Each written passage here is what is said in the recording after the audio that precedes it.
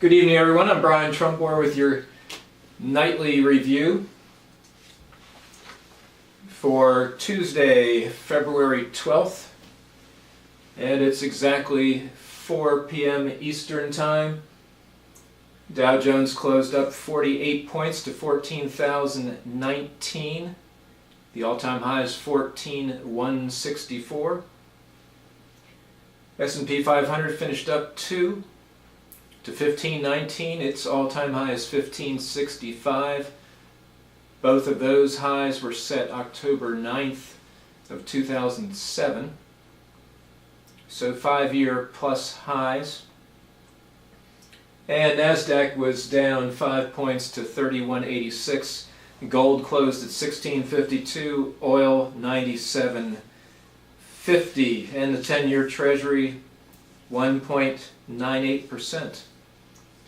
That little lead-in musically, another one-hit wonder, the Syndicate of Sound out of San Jose, topped the charts at number 8 in 1966. Don Baskin, lead vocal. Okay, tonight is the State of the Union. More details are emerging on the President's address.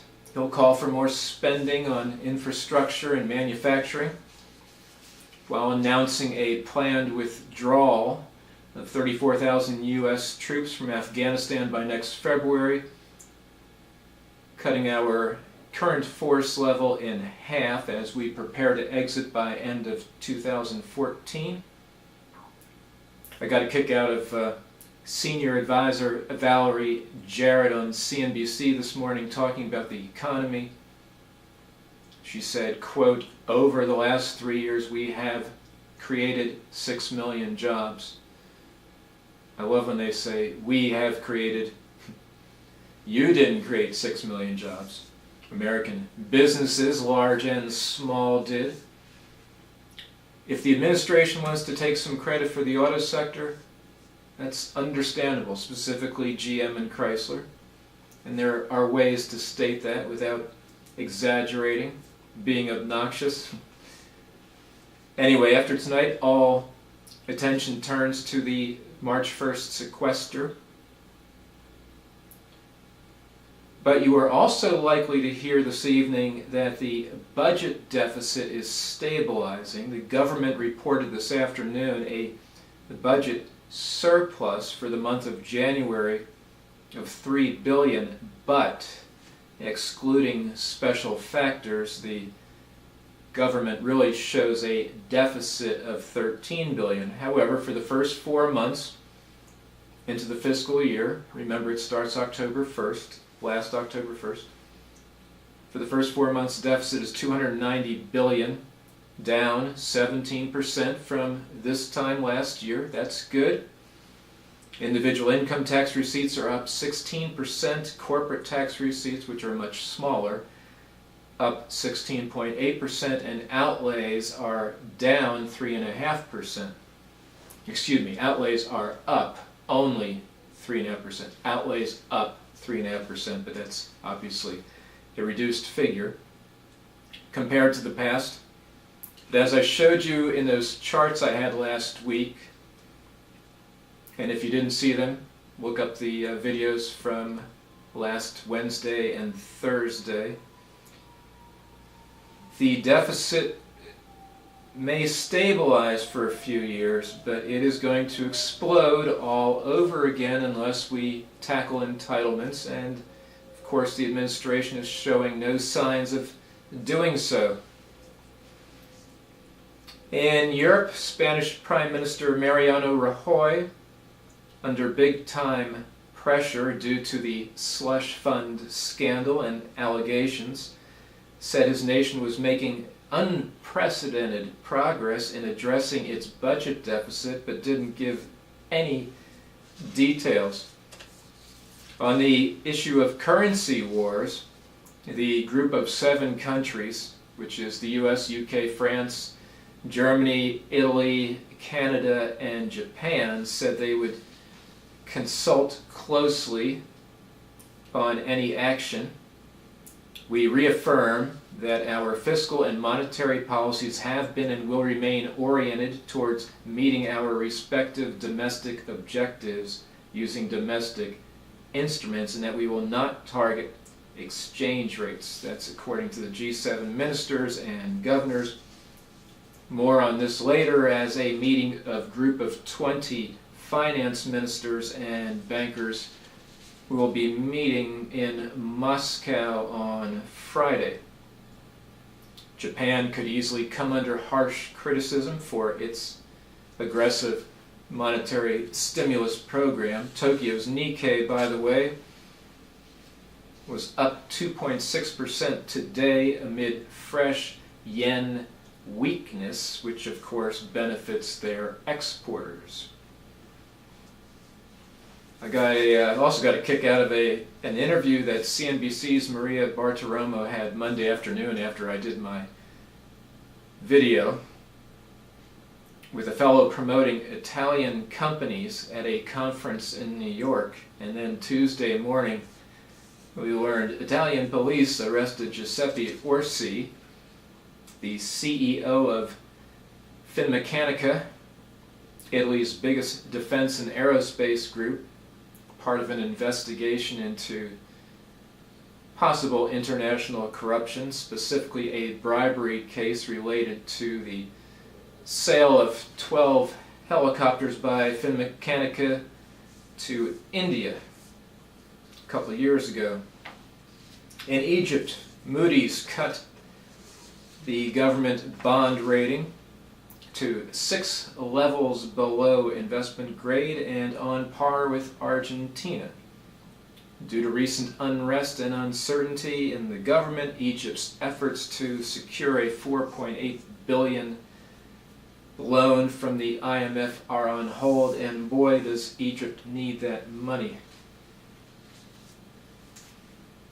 Okay, now North Korea's nuclear test today has been long telegraphed, so it's not as if the CIA or other intelligence agencies around the world were surprised like they have been in the past, say the first time North Korea conducted a test or test in India and Pakistan that the CIA failed to detect. And I can see why the stock market poo-pooed it all today. But I guarantee leaders in the US, Japan, South Korea, even China are very concerned, and if Pyongyang followed up with another long-range ballistic missile test the next few months, look out. There could be a military response from our part. North Korea's first 2 tests were in 2006 and 2009 and deemed to be rather small and crude, but the government claims this one was smaller but more powerful, and that's the concern. North Korea's official news agency said, quote, "The test was conducted in a safe and perfect way on a high level with the use of a smaller and light A-bomb, unlike the previous ones, yet with great explosive power." The news agency added the test was aimed at coping with the ferocious hostile act of the U.S., referring, it seems, to Washington's attempts to block its recent satellite launch,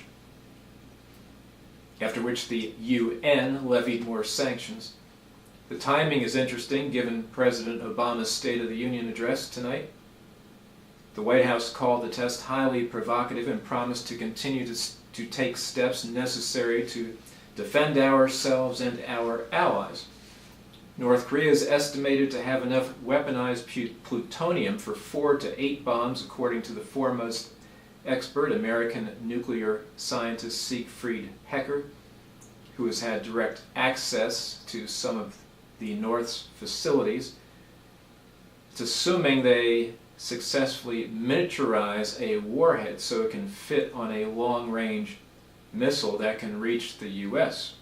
Of course, aside from Japan and South Korea, another who should be concerned is Australia.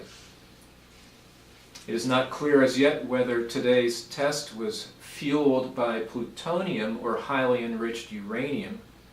the first to test used plutonium. In 2010, thanks to Mr. Hecker, we learned the North had a program to enrich uranium. And remember, uranium centrifuges can be hidden from satellites and drones. As for Kim Jong-un, like father, like son. Siegfried Hecker said, North Korea wants to hold U.S. interest at risk of a nuclear attack to deter us from regime change and to create international leverage and diplomatic maneuvering room. Now, it could take days or weeks to determine if the test was really successful and if it was uranium. Pyongyang did use the word diversified in discussing their nuclear deterrence today, so that could be a clue. As for China, which had urged North Korea to hold off, Beijing expressed its staunch opposition but called for all parties concerned to respond calmly. The last thing China wants now, amidst tensions with Japan and a big transition in their power structure, is instability on the Korean Peninsula. But it would be interesting to see what new leader Xi Jinping does, how he handles Pyongyang. It may speak volumes about what kind of relationship he wants with the United States. If Xi isn't tough with North Korea, Japan and South Korea will certainly seek their own nuclear programs, which they may pursue anyway. Let alone the U.S. will step up its missile defense efforts in the region. And of course, Iran is highly interested, as it undoubtedly steps up its cooperation with the North on missile technology.